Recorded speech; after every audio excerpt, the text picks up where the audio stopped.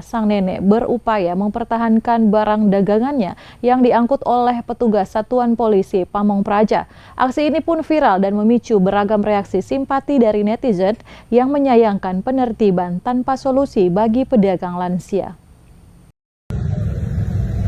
Kasihan indek-indek sudah angka DP bahan-bahan ini dia dijual. Inilah rekaman video yang menyayat hati saat Nona Lamato, seorang nenek pedagang bawang merah di Kompleks Pasar 23 Maret, Kota Mobagu, berupaya keras mempertahankan mata pencahariannya.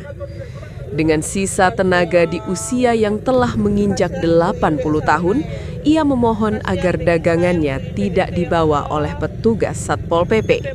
Namun, upaya tersebut sia-sia. Nenek Nona hanya bisa pasrah menahan kecewa sembari menatap kendaraan pengangkut berlalu pergi, membawa satu-satunya harapan untuk menyambung hidup hari itu. Nona Lamato hanyalah satu dari sekian banyak pedagang lansia yang masih harus bertarung di kerasnya hiruk-pikuk pasar demi sesuap nasi.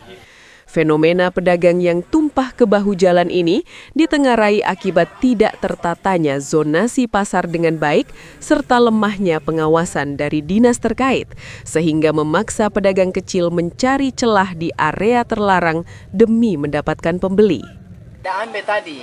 Bawang merah. Bawang merah? Iya. Berapa banyak? 1 cicil, Pak. Minta Pak ini, baru kita pecut itu ada sampai kemarin. Oh, itu baru mau jual, ada Pak? yang tak kurang, ini sisa. Maksud- Belum kacang utang Pak ini.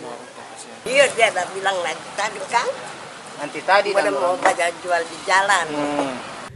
Meski bertujuan untuk menegakkan ketertiban umum, aksi penertiban ini menuai kritik tajam karena dinilai kurang humanis terhadap pedagang kategori rentan.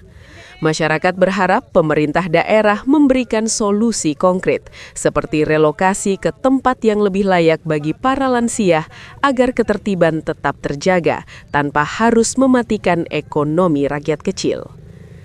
Tim Liputan Kawanua TV melaporkan.